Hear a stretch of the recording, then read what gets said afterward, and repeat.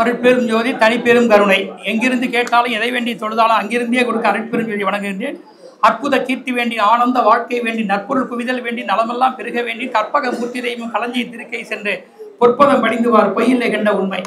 அர்த்தநாசுவடியில் அம்மன் ஒடுக்கம், அரிகர வடிவில் திருமால் அடக்கம், பிரம்மன் இருப்பது சிவனது வலப்புறம், பரமரிடத்தில் யாவரும் அடைக்கலம், சோமாஸ்கந்த வடிவில் முருகன், உமா மகேஸ்வரம் கொண்டது கணபதி, சூரிய சந்திரர்கள் அவனது விழிகள், பஞ்சபூதம் அவனது வடிவம், எந்நாட்டவருக்கு இறைவன் சிவனே, எல்லோருக்கும் தந்தையும் தாயும் அவனே. புலம் தரும் செல்வம் தந்திடும், நிலந்தரும் செய்யும் நீள் விசிம்பரனும், அருளோடு பெருநிலம் அளிக்கும், பலம் தரும் மற்றும் தந்திடும், பெற்ற தாயினும் ஆயின செய்யும், நலந்தரும் சொல்லை நான் கண்டு கொண்டே, நாராயணா வென்னும் நாமம், ஆயக்கலை 64 அதிபதியாக இருப்பவளே, உலகம் முழுவதும் பணிகின்ற கலைமகளே, அஷ்டலட்சுமி அருள்புரிய இஷ்டமித்திரர்கள் ஒருங்கிணைய எங்கள் ஈடெல்லாம் வந்து எங்கள் எல்லாம் வந்து சேரட்டும் என்று அன்னையின் பாதங்களையும் பணிந்து போற்றி, அருட்பெருஞ்சோதியாக இருக்கிற இறைவனுடைய ஆண்டவனையும் போற்றி, உலகெல்லாம் உணர்ந்த ஓதற்கரியவன் நிலவிலாவிய நீர்மலி வேணியன் அழகில் ஜோதி அம்பலத்தாட மலசனமுடைய வாழ்த்தி வணங்குவோம். எல்லா வல்ல இறைவனையும் அருட்பெருஞ்சோதியை வணங்கி இந்த ஒரு நல்ல நாளில் ஜானகிராமன் அவர்கள் ஏற்பாடு செய்திருக்கக்கூடிய இந்த ரெங்காச்சாரியார் ஜோதி நிலையத்தில் நாங்கள் முதலில் கலந்து கொண்டு பேசுவதில் மிகவும் பெருமை அடைகின்றோம். அதில் எந்த மாற்றம் இல்லை.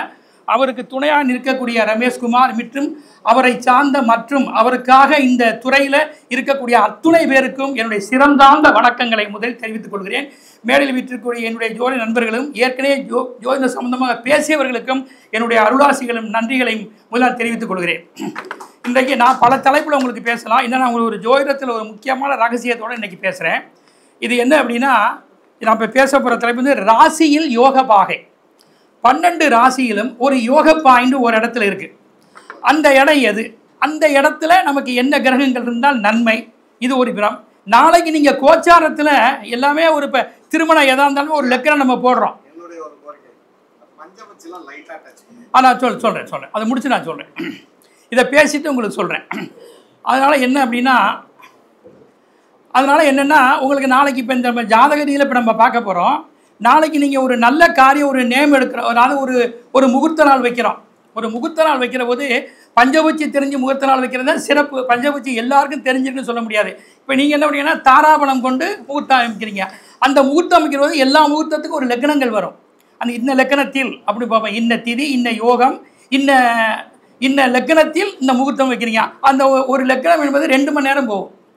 இந்த 2 மணி நேரத்தை நம்ம 120 நிமிடத்தை 9ஆம் வகுத்தா 12 நிமிஷம் ஒரு பாதத்துக்கு போகும்.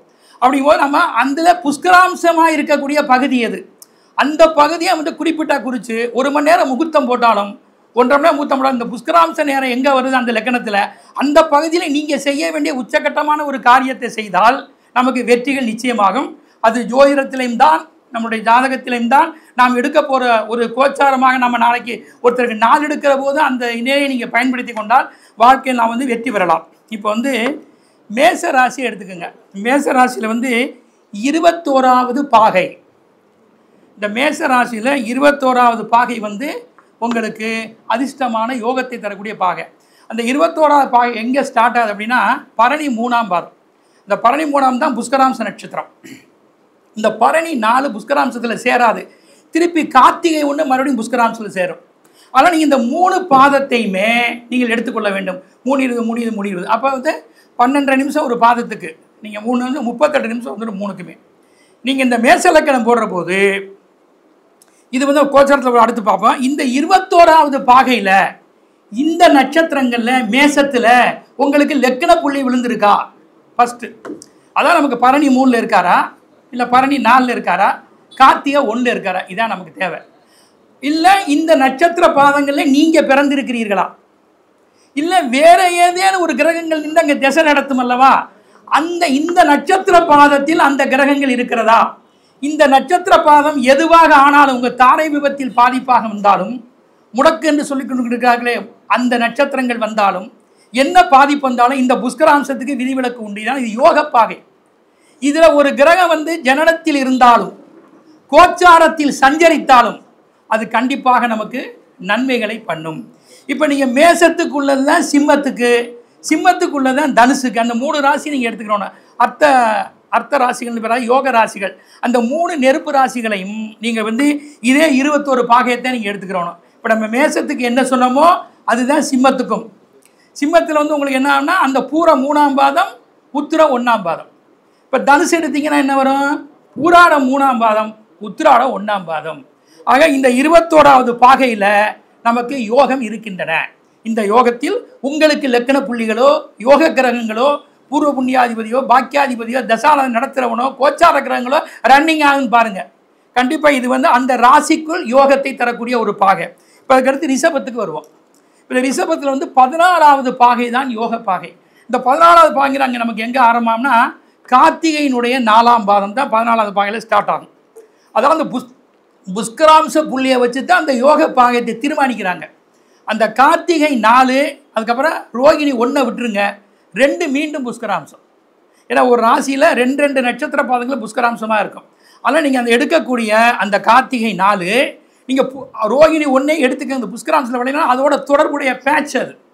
அதுக்கப்புறம் மீண்டும் ரோகிணி 2 மறுபடியும் சேர்ந்துடும். ஆக அங்கே உள்ள 3 நட்சத்திரங்கள் அந்த 14 பாகையில் ஸ்டார்ட் ஆகி போகின்றன. அந்த இடத்துல அந்த 3 நட்சத்திரங்கள் இருக்கக்கூடிய இடத்துல உங்களுடைய லக்கண புள்ளியோ உங்களுடைய சந்திரனோ உங்களுடைய நட்சத்திரங்களோ யோக கிரகங்களோ கண்டிப்பாக நின்றால் வாழ்க்கையில் வெற்றி நிச்சயம். இதே 14 பாகை தான் கன்னிக்கும், இதே 14 பாகை தான் மகர ராசிக்கும். சரியா? இப்போ அதுக்கடுத்து மிதுனம். இப்போ மிதுனத்துக்கு பாருங்க 24வது பாகை யோக பாகை. இந்த 24வது பாகைங்கிற எங்கே ஆரம்பமாகுது? திருவாதிரை 4ஆம் பாதம், புனர்பூசம் 2ஆம் பாதம். அந்த புனர்பூசம் 1 நீங்கள் எடுத்துக்கோங்க. திருவாதிரை 4, புனர்பூசம் 1, புனர்பூசம் 2, இது 3 யோக பாகைகள். இதில் உங்களுடைய லக்னம், இதில் உங்களுடைய சந்திரன், இதில் உங்களுடைய ஜென்ம நட்சத்திர பாதம், இதில் உங்களுடைய யோக கிரகங்கள் இதில் அமைந்திருந்தால் உங்கள் வாழ்க்கையில் மிகப்பெரிய மாற்றம் ஏற்படும். கோச்சார கிரகங்கள் அதில் சென்றாலும் மாற்றம் ஏற்படும். இது மிதுனத்துக்கு மட்டுமல்ல, துலாம், அதை சார்ந்த கும்பம். ரைட்டா? இப்போ கடகராசி. இப்போ கடகராசியில் 7வது பாகை யோக பாகை. இந்த 7வது பாகை நமக்கு என்னென்னா புஷ்கராம்சம் முதல்ல இந்த ராசியில் முதல்ல ஸ்டார்ட் ஆகிடும். இந்த முதல்ல ஸ்டார்ட் ஆகிற போது புனர்பூசம் 4, இப்போ அங்கே தான் குரு அதிச்சாரமாகி அங்கே நிற்கிறார். இப்போ அதாவது 18/10 5/12 வரை 49 நாட்கள் அங்கே தான் இருக்கார். அதுக்கப்புறம் திருப்பி மறுபடியும் நவம்பர் 11 மறுபடியும் வக்ரமாகி மார்ச் 11 கிட்டத்தட்ட 130 நாட்கள் மறுபடியும் வக்ரமாகி மிதுனத்துக்கு போயிடுறார். இப்போ இந்த புனர்பூச 4ல் அவர் அதிச்சாரமாக இருக்கிறனால கெடுதலை செய்யக்கூடிய ராசிகளுக்கு ரொம்ப கெடுதலை செய்ய மாட்டார். நன்மை செய்யக்கூடிய ராசிகளுக்கு எதிர்பாராத நன்மைகளை உண்டாக்குவார். ஏன்னா அது யோக பாகை அல்லவா? அதில் நீங்கள் அந்த புனர்பூச 4லே நீங்கள் பிறந்தவராக இருந்தால், உங்கள் லக்னம் இருந்தால், முக்கிய யோக கிரகங்கள் இருந்தால், அதனுடைய தசாபுத்தி இப்போ நடைமுறையில் இருந்தால் கண்டிப்பாக உங்களுக்கு எதிர்பாராத நன்மைகளை கண்டிப்பாக கொண்டு வரும். இதை நீங்கள் மனசில் நீங்கள் நிறுத்தி கொள்ள வேண்டும்.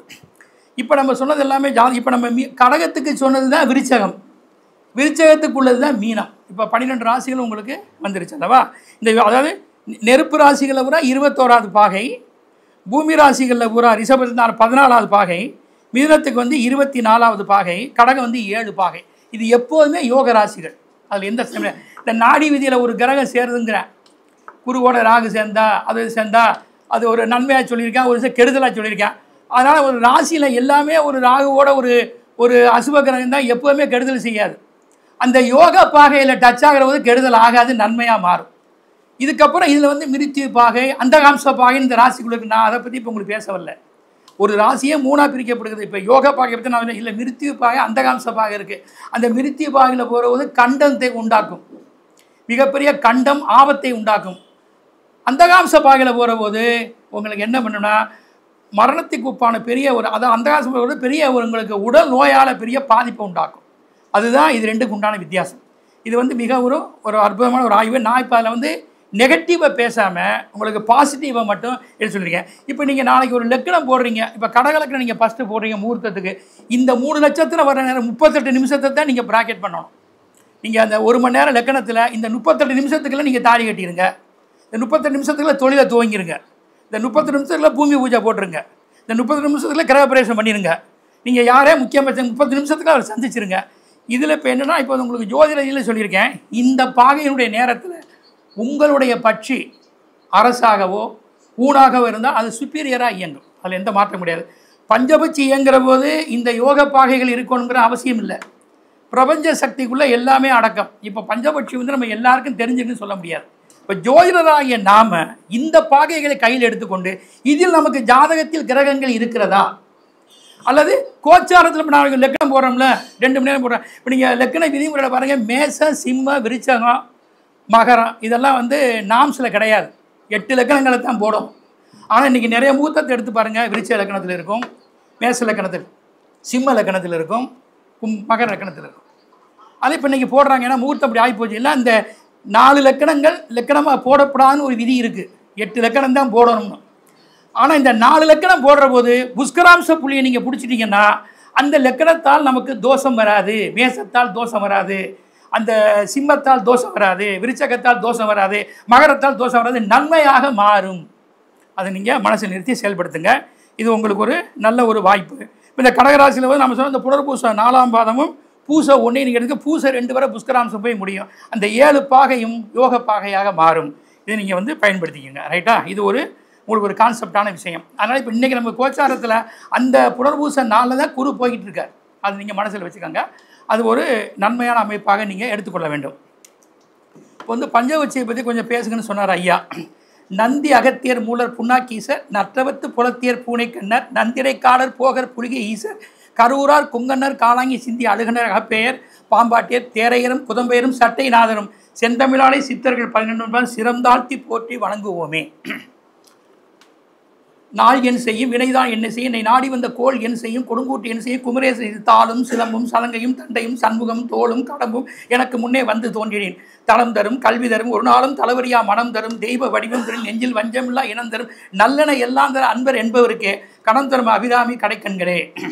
ஆயக்கலை 64 ஏய உணர்க்கும் என் அம்மை தூய உருப்பலிங்கம் போல என் உள்ளத்திலே உள்ளே இருப்பாள். இங்கு வராது இடர் படிக நிறமும் பவள செவ்வாயும் கடிகன் கமலம்பு தாமரை பொற்கையும் துடியிடையும் அல்லும் பகலும் அனைவரும் உதித்தால் கல்லும் சொல்லாதோ கவி. அற்பெரும் ஜோதியார் ஆண்டவனை வேண்டி பஞ்சபூதங்களில் உங்களுக்கு ஒரு சிறு அமைப்பை மட்டும் நான் இப்போ உங்களுக்கு சொல்ல விரும்புகிறேன். இந்த பஞ்சபட்சி சாஸ்திரம் வந்து சித்தர்களால் கண்டுபிடிக்கப்பட்ட மிகப்பெரிய கதை. இதை முதல்ல கண்டுபிடிச்சது வந்து சிவபெருமான். பஞ்ச அங்கங்களை தனக்குள் வைத்து கொண்டிருக்கிறார். சிவாயனம் என்ற பஞ்சாட்சர மந்திரம் தான் 5 பஞ்சபூதங்களாக மாற்றப்படுகின்றது. அதாவது நிலம், நீர், நெருப்பு, காற்று, ஆகாயம். இதுதான் பஞ்சபூதங்களுடைய இது. இந்த பஞ்சபூதங்களை சிவபெருமான் தன்னுடைய பஞ்சாட்சர மந்திரத்தின் மூலமாக அந்த பஞ்சபூதத்தை ஆக்குகிறார். பஞ்சபூதம் தான் சிவன், சிவன் தான் பஞ்சபூதம். அதில் எந்த மாற்றமும் கிடையாது. அதை தன்னுள் இயக்கி கொண்டிருக்கிறார். அந்த தன்னுள் இயக்கி கொண்டு அது எப்படி செயல்பட வேண்டும் என்பதை முதலில் முருகனுக்கு உபதேசம் செய்கிறார். பிறகு அகத்திய முனிவருக்கு உபதேசம் செய்கிறார். இப்போ முருகன் பாருங்கள், சூரபத்மனை அழிப்பதற்காக உருவானதுக்கு பிறகு சக்தியிட போய் வேலை வாங்கிட்டு வருவார், ஆசீர்வாதம். சிவனிடத்தில் போவார், அவர் காதுக்குள்ளே ஒரு ரகசியம் சொல்லுவார். சொல்லி வீரபாகு தேக அனுப்பி முருகன் நீ என்று வெற்றியாக போயிட்டு வான்னு அனுப்பிவிட. அவர் சொன்ன ரகசியம் என்ன தெரியுமா? என்னுடைய பஞ்சபூதங்கள் உனக்கு துணையாக வருகின்றன. நீ அந்த சூரபத்மனை வெல்வதற்கு நாள் பார்த்து நேரம் பார்த்து அவனோடு போரிட்டு வெற்றி பெறுவாயாக என்று வாழ்த்தி அனுப்புகிறார். ஆனால் அதன்படியே அவர் போய் உடனே அவர் போரிட மாட்டார். பாருங்க, சூரபத்மன் முதல்ல தூது விடுவார். அதுக்கப்புறம் ஒவ்வொரு போர்லையும் அவனை வெல்வதற்கு நீ இன்று போய் நாளை வான்னு அனுப்பிடுவார். அன்னைக்கு ஒருத்தனை அவருடைய அண்ணன் தம்பியில கொண்டுட மாட்டார். உடனே மறுநாள் தான் அதை வதம் பண்ணுவார். அப்படிலாம் பண்ணி செய்வார். அதனால தான் இன்றைக்கி நீங்கள் திருச்செந்தூர் சென்றால் மறைமுகமாக பஞ்சமுக தரிசனம்னு உள்ளே இருக்குது. பஞ்சலிங்கங்கள், அது சுரங்கப்பாதையில் இருக்கிறது. இப்போ 50 ரூபா தரிசனம். அது இப்போ மற்ற நாட்களில் பார்க்க முடியாது, சாதாரண நாளில் பார்க்கலாம். டெய்லி அந்த 5 லிங்கத்தையும் முருகன் வழிபட்ட பிறகே உங்களுக்கு காட்சி தருகிறார். திருச்செந்தூர் முருகன் தன் தந்தையையும் பஞ்சபூதத்தையும் வழிபட்ட பிறகே உங்களுக்கு அவர் டெய்லி உங்களுக்கு அவர் நேர மூலவருக்கு பின்புற உள்ளே இருக்குது. அதனால் அப்படிப்பட்ட பஞ்சபட்சி ரகசியத்தை அகத்தியருக்கு முருகன் தர்றார். அகத்தியர் எண்ணற்ற சித்தர்களுக்கு அதை கொடுத்து மக்களுக்கு பயன்படுத்தி சொன்னார். அவங்கெல்லாம் வந்து ஞானத்தின் மூலமாக பஞ்சபட்சியை பயன்படுத்தி கொண்டார்கள். அதாவது சித்தர்கள் எல்லாம் பஞ்சபட்சியை பயன்படுத்தி இறைவனை வெல்வது, உலகத்தில் உள்ள பற்றுக்களை நீக்கி நம் கூடு விட்டு கூடு பாய்வது, மூலிகைகளை கொண்டு மருத்துவம் செய்வது, பல நல்ல காலை செய்வது, அந்த மாதிரி ஒரு விஷயங்களையும் இறைவன் தன் வசமாக வேண்டும் என்று தன்னை தற்காத்து கொண்டார். ஆனால் நம்ம பஞ்சபட்சி சாஸ்திரத்தில் அப்படி கிடையாது. ஒருத்தர் நமக்கு எதிரியாக இருக்கேன், அவனை ரொம்ப நம்மகிட்ட சேட்டை பண்ணிக்கிட்டே இருக்கேன், அவனை என்னன்னு பார்க்கணும். ஒன்று அடுத்தாப்புல வந்து மாந்திரீகம், தாந்திரீகம், இதுக்கெல்லாம் வந்து பஞ்சபட்சி சாஸ்திரம் ரொம்ப முக்கியமாக இருக்குது. பிரசன்னம் கூட நீங்கள் பார்க்குற போது கூட முதல்ல 1 ஆள் பெருக்கும்பேன், அப்புறம் 2 ஆள் பெருக்கும்பேன், அப்புறம் 5 பெருக்கி கூட்டணும்பேன். ஆக எல்லாத்துலேயுமே பஞ்சபூதம் வந்து கண்டிப்பாக இருக்குது. இந்த பஞ்சபூதத்தை வந்து நம்ம எப்படின்னா வல்லூர், ஆந்தை, காகம், கோழி, மயிலாக மாற்றப்படுகிறது. இதை ஏன் இந்த பறவையை வைக்கணும்? ஏன் வேறு பறவை வச்சான கிளியை வைக்கப்படாதா, புறாவை வைக்கப்படாதா? ஏன் அந்த வல்லூரை மட்டும் வைக்கணும்? அது கடவுளுடைய உட்பிரிவு, ராஜப்பறவைன்னு பேர். இந்த ஆங்கிற எழுத போட்டிங்கன்னா வல்லூர் இப்படி தான் உட்காந்து எப்பவும் பார்க்கும். ஆனை எப்படி இருக்குது, அதை ஒரு ஆ போடுறதுல 3 இருக்குது. அகார உகாரம் மகாரம் 3 சேர்ந்தது ஆனை. நீங்கள் இப்படி பார்த்தா அது ஆனா, அதை இப்படி மடக்கிக்கிட்டு அதை தலைகீழாக பார்த்தீங்கன்னா மானா தெரியும். இப்படி அந்த ஆனாவை மறைச்சிக்கிட்டு பாருங்கள் உகாரம் ஊனா தெரியும். இந்த அகார உகாரம் மகாரம், படைத்தல் காத்தல் அழித்தல், இது 3ம் சேர்ந்ததான் ஓம்ங்கிற பிரணவ மந்திரம். அந்த ஓம் பிரணவ மந்திரத்தில் தான். அதனால் அந்த ஆவை கொண்டு வர வல்லூர் எப்போவுமே ஸ்ட்ரெயிட்டாக இருக்காது, இப்படி இருக்கும். அது எப்போவுமே நம்முடைய பஞ்சபூதங்களில் கண்ணை குறிக்கக்கூடியது. 2.5 கிலோமீட்டருக்கு அப்புறம் ஷார்ப்பாக தெரியும். அதுக்கு நம்ம பஞ்ச அங்கங்களில் வல்லூருடைய அமைப்பு என்னென்னா கண். அதுக்கப்புறம் ஆந்தை பார்த்தீங்கன்னா உங்களுக்கு இந்த ஈங்கிற எழுத்து தான் ஆந்தை. ஈங்கிற எழுத்தை போட்டு 2 புள்ளி வச்சு பாருங்கள், அது ஒரு வர்ணனையாக ஆந்தை உட்காந்துருக்க மாதிரியே தெரியும். ஆந்தை எந்த நேரமும் தூங்காது. ஆந்தை தூங்க நீ கண்டுபிடிக்க, ஆந்தை தூங்கவே தூங்காது. மகாலட்சுமிக்கு இணையாக வடநாட்டில் ஆந்தையை கும்பிட்ற, மகாலட்சுமிக்கு படத்தில் பக்கத்தில் ஆந்தை இருக்கும் பாருங்கள். இங்கே இல்லை, அது 2 இடத்துல இருக்குது. மகாலட்சுமி தாமரையில் உட்காந்துருப்பா, இந்த பக்கம் ஆந்தை இருக்கும். பார்த்தீங்கன்னா எந்நேரமும் விழிப்பாக இருக்கும், அலாட்டாக இருக்கும். மகாலட்சுமி எந்நேரம் விழிப்பாக இருப்பா. நம்ம தான் சோம்பேறியாக இருப்போம். நம்ம விழிப்பாக இருக்கோம், மகாலட்சுமி நமக்குள்ளே வந்துடுவான். அது மாதிரி ஆந்தை வந்து விழிப்பாக இருக்கும். அந்த ஈங்கிற எழுத்து அச்சரத்துக்கு ஆந்தைகள் கொண்டு நீர் இருக்கக்கூடிய பகுதிகள் தான் அதிகமாக வசிக்கும். நீர்ப்பகுதி, மலைச்சாரல், ஆறு, கடல், இதுகளில் தான் அது வந்து கண்டிப்பாக இருக்கும். அதனால் ஆந்தைக்கு வந்து அந்த பகுதி இது வந்து நம்ம பஞ்சபூதங்களில் காதை குறிக்கும். அதுக்கு காது ஷார்ப்பாக இருக்கும். நீங்கள் இப்போ ஆந்த பூதத்தில் இருக்கணும் பாருங்கள், காது ஷார்ப்பாக எங்கே பேசினா கூட அவன் கரெக்டாக கேட்பேன். அதே மாதிரி நீங்கள் அதுக்கு பார்த்தீங்கன்னா நெருப்பு, காகம். இப்போ காகம் வந்து பார்த்தீங்கன்னா ஒரு காகம் உட்கார்ந்துருக்கு. அதை பாருங்கள், நீங்கள் ஊனா சிவமயம் போடுறீங்கல்ல எல்லோரும், அது எதுக்கு நீங்கள் எல்லாம் ஊனா, நம்ம கணபதிங்கிறது ஒன்று, ஊனா சிவமயம் போடுறது கணபதிங்கிறது ஒன்று சார். இந்த ஊங்கிற எழுத்து வந்து உகாரம், அதுதான் அந்த அச்சரம். நெருப்பினுடைய அச்சரம் ஊனாத்தேன். காகம் உட்காந்துருக்க பாருங்கள், ஊனாவும் காகமும் ஒன்றா இருக்கும். காகம் தான் மட்டுமே சாப்பிடாது, பிற இனத்தையெல்லாம் வரவழைச்சி சாப்பிடும். பிதர்களுக்கு தர்ப்பணம் கொடுக்க காகத்தை சொல்லியிருக்கான். காகபூஷண்டருங்கிற சித்தர் தான் இதை முதல்ல கண்டுபிடிச்சார். அவர் காக வடிவத்தில் இன்றைய வரை இறைவனிடத்தில் இருக்கார். அவர் என்ன வேணாலும் எடுத்துக்கலாம், என்ன வேணாலும். சிவன் அவருக்கு பெரிய அதிகாரம் கொடுத்துருக்காரு காகபூஷண்டருக்கு. காக வடிவத்தில் இந்த மந்திர சுவடிகளையும் எல்லாமே இது பண்ணி சிவனிடத்தில் ஆசி பெற்றுத்தான் சிவன்ட்டே அவர் கொடுத்தாரு. அவரை உருவாக்குனது சிவன், கண்டுபிடிச்சதை முதல்ல வெளியிட்டது சிவனுக்கு அவர் தான். அதனால் இப்போ நம்ம படிக்கிறது எத்தனை சித்தர்களுடைய இருக்குது. அகத்தியர், காகபூஷண்டர், மற்ற வந்து போகர், எல்லாருடைய இதுவும் இருக்குது. அதில் காகபூஷண்டர் தான் நம்ம இப்போ வந்து நிறைய நடைமுறையில் அந்த பஞ்சபூஷத்தை நம்ம பயன்படுத்திகிட்டு இருக்கிறோம். ஆனால் அப்படிப்பட்ட காகபூஷண்டர் வந்து திருச்சியிலே உறையூரில் அவருடைய இது இருக்கிறதாக சொல்லப்படுறாரு. சித்தர் சீவ சமாஜ் இருப்பதாகவும் சொல்லப்படுகின்றன.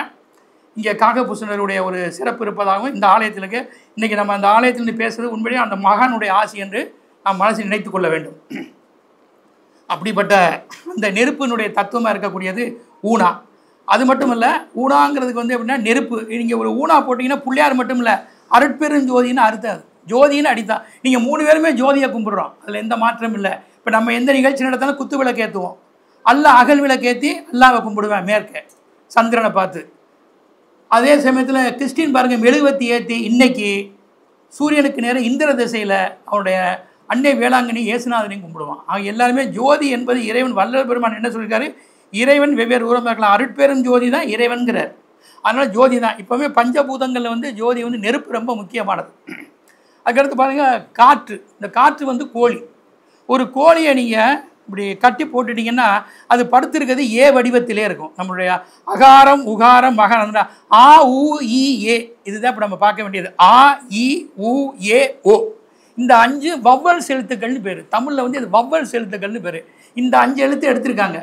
இந்த ஏங்கிற எழுத்து என்ன அப்படின்னா கோழி உட்கார்ந்துருக்கு. இன்னொன்று கோழியினுடைய அந்த பின்பகுதியை வந்து ஆண் கோழி, அது பெண் கோழி, எல்லாம் ஆண் கோழியினுடைய ஒரு இதை வந்து நீங்கள் அந்த இதை பார்த்தீங்கன்னா அதனுடைய அந்த குதம் வந்து ஏ வடிவத்திலேயே இருக்கும். அந்த ஏ வடிவத்தில் அச்சரத்தில். இன்னொன்று காற்றுக்கு அதுக்கு தொடர்பு இருக்குது. படுத்திருக்கிற போது பூமியினுடைய சுழற்சி அது கரெக்டாக தெரியும். 4:30 மணி ஆனோடனே அதனுடைய அந்த இண்டிகேஷனை வச்சு விரிந்திருத்தது என்று அதுக்கு தெரிந்த உடனே கத்தி விடும். அதனால் பூமிக்கும் காற்றுக்கும் தொடர்பு உண்டு. அது 2 கோழி இணையோட கண்மொழி கண் திறக்கிறதுக்குள்ளே விந்து அங்கே பாஞ்சிரும். அப்படி இந்த காற்றின் வடிவமாக இருப்பது தான் கோழி. ஓ என்கிற எழுத்து தான் மயில், ஓங்காரம்னு பேர். அந்த மயில் வந்து சாதாரணமாக இப்படி ரெக்கையை நீட்டியிருக்கும். அது விரித்து ஆடுகிறது ஓம்ங்கிற பிரணவத்தில் இருக்கும். ஆகாயத்துக்கு அதுக்கும் தொடர்பு இருக்குது. ஆகாயத்தில் மழை வரப்போது மயிலுக்கு கரெக்டாக தெரியும். அதில் எந்த மாற்றமே கிடையாது. அப்படிப்பட்ட ஒரு இதுதான் முக்கியம். 247 எழுத்துக்கள் தமிழில் இருக்குது. நம்ம தமிழ் இலக்கணம் படிச்சிருக்கிறோம். 247 எழுத்துக்கள் தமிழில் இருக்குது. அதில் 5 எழுத்து இங்கிட்ட எடுத்துருங்க. நான் சொன்ன இப்போ இந்த வவ்வல்ஸுங்கிற ஐ, உங்களுக்கு இ உ ஏ ஓ எடுத்துருங்க. 242 இந்த தராசில் இருக்குது. 5 எழுத்து இந்த பக்கம் இருக்குது. இந்த 5 எழுத்து போனால் தான் அந்த 242 நீங்கள் இயக்க முடியும்.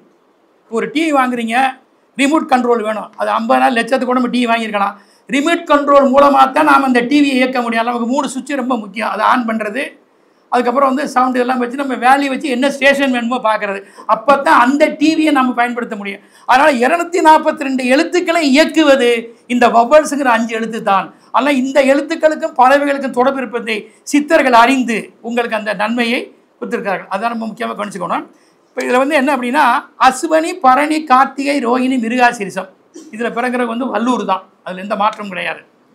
திருவாதிரை, புனர்பூசம், பூசம், ஆயில்யம், மகம் இந்த 6 நட்சத்திரங்களும் நீர் வடிவமாகிய ஆந்தையை சேர்ந்தது.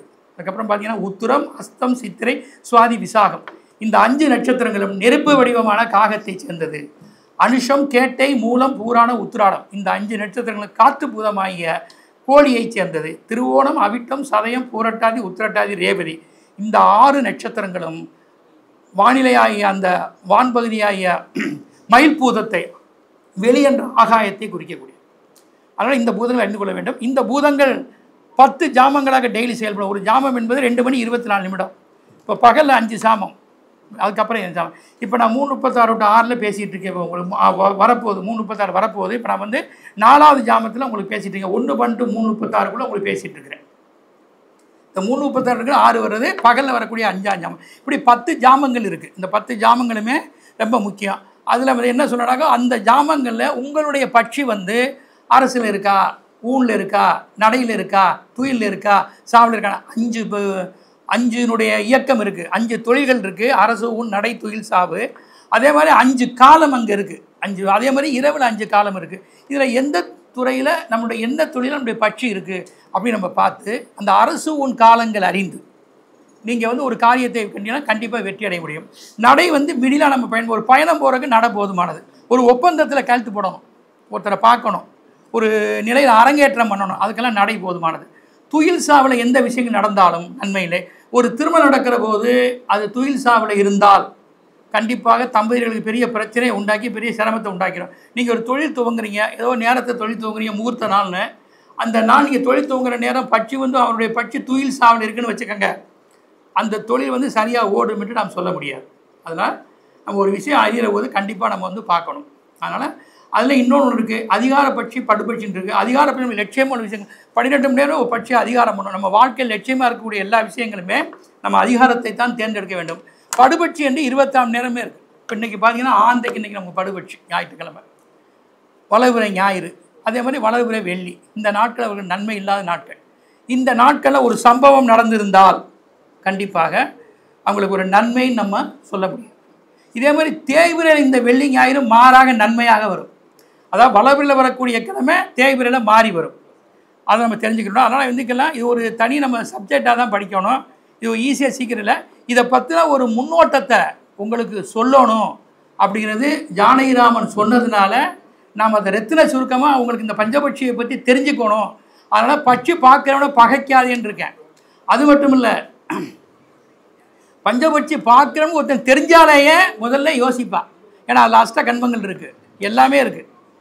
அது நல்ல விஷயங்களுக்கு நீங்கள் பயன்படுத்தி. இப்போ எங்கிட்ட வர்றவெல்லாம் அந்த அஷ்ட கண்மங்களில் தான் ரெடியாக இருப்பேன் கற்றுக்கிறதுக்கு.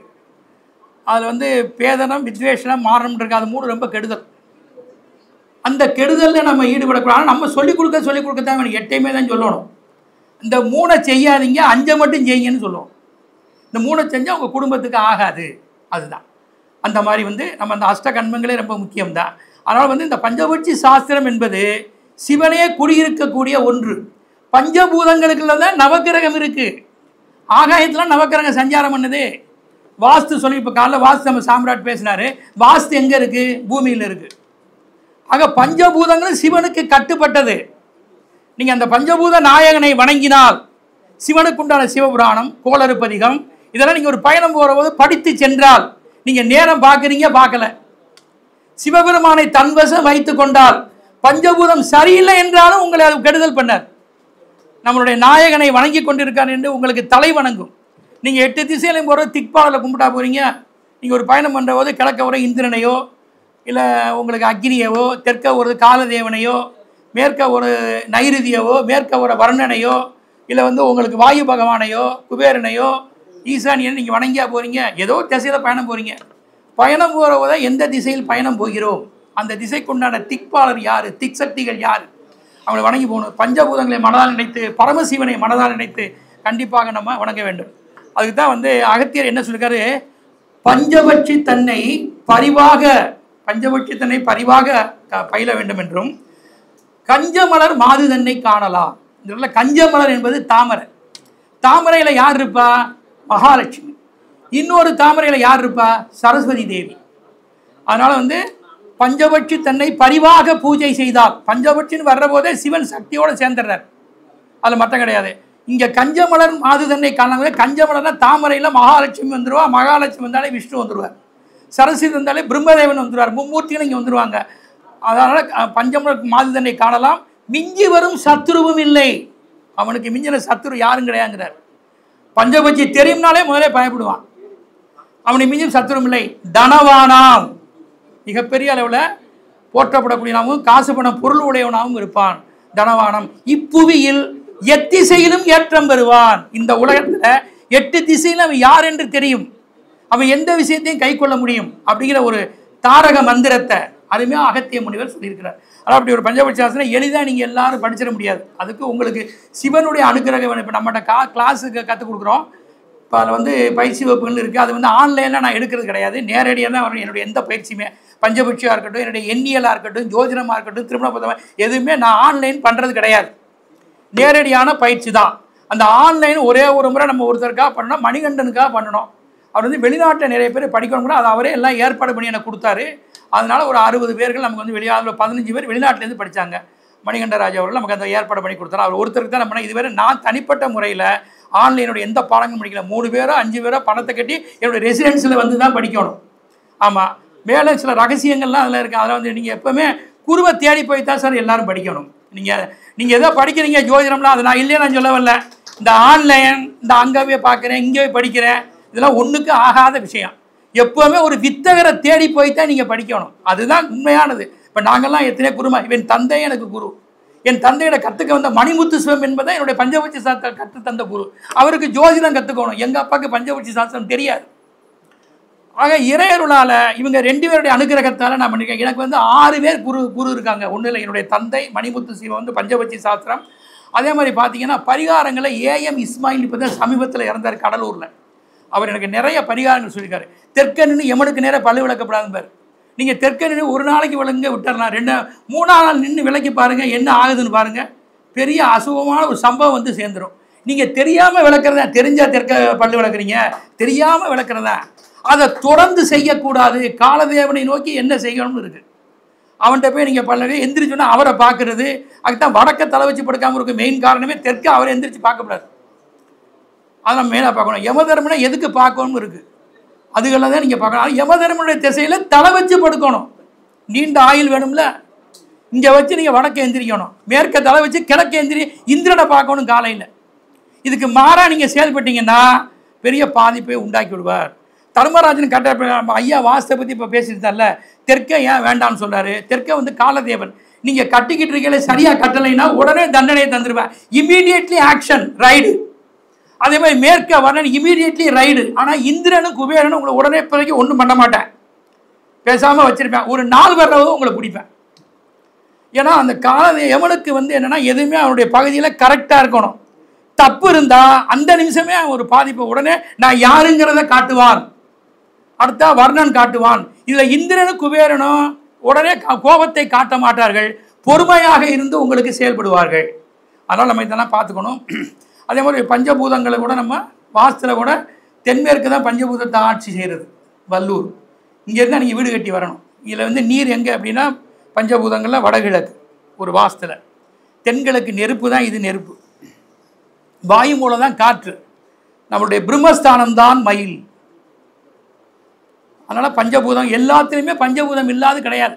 பஞ்சபூதத்துக்குள்ளே நவகிரகங்கள் அடக்கம், எல்லாமே அடக்கம். நீங்கள் பிறக்கிற காலத்தில் உங்கள் பட்சி அதிகாரத்தில் இருக்கணும், இல்லை அரசில் இருக்கணும், ஊரில் இருந்தீங்கன்னா நீங்கள் தப்பிச்சிட்டீங்க. ஜாதகம் என்ன வேணாலும் இருக்கட்டும், எது வேணாலும் இருக்கட்டும், கிரகம் மறைஞ்சிருக்கட்டும், திதிச்சூனி இருக்கட்டும், என்ன வேணாலும் ஆகட்டும், எல்லா கிரகமே மறைஞ்சிருக்கட்டும், எது வேணாலும் ஆகட்டும், பிறக்கும் போது மட்டும் அதிகாரப்பட்ச அரசு உள்ள பிறந்துட்டீங்கன்னா உங்க வாழ்க்கையை நீங்கள் செம்மைப்படுத்திக்கக்கூடிய வழிமுறையை ஜாதகம் தரும். அது எந்த வகையிலாவது பிறருடைய உபாசனையால, ஆன்மீகத்தால, இறையருளால பெற்றிட முடியும். அங்கே சரியில்லை என்றால் எல்லாமே உங்களுக்கு தடையாக மாறும். அதனால ஒரு ஜாதகத்தை நம்ம தெளிவாக இருந்து நம்ம எல்லாம் பார்த்துக்கிறோன்னா பிறப்பு நேரங்கள் நம்ம பார்க்கணும். நீங்கள் அந்த ஒரு ஜாத வரவு மேலே லக்கணத்தையே கூட நீங்கள் யாரும் செக் பண்ணுறதில்ல. இப்போ லக்கணமே நம்ம வந்து ஒரு லக்கணத்தில் பிறந்துக்கணும், ஒரு ஆண்னு ஒரு பெண் லக்கணம் போனால் நம்மளுடைய நேரத்துக்கு அந்த பாகைக்கலை போட்டிருக்கு சரிதானாலாம் எல்லாம் பார்க்கணும். அதை கூட நம்மளுடைய அருள்வேல் இப்போ சமீபத்தில் கண்டுபிடிச்சிருக்காரு. அதாவது ஒரு லக்கணத்தில் நீங்கள் எடுத்தோடனே அந்த லக்கண டிகிரி பாகைக்கலை என்னென்னு பார்த்து பாகையை விட்டு கலை விகலை எடுத்து பார்க்கணும். எடுத்து பார்த்தீங்கன்னா 20 நிமிஷத்துக்கு ஒரு முறை ஆண் பெண் போயிட்டே இருக்கும். நீங்கள் வந்து ஆணில் லக்கணமா பெண்ணில் லக்கணமா நம்ம பிறந்துக்க பார்க்கணும்.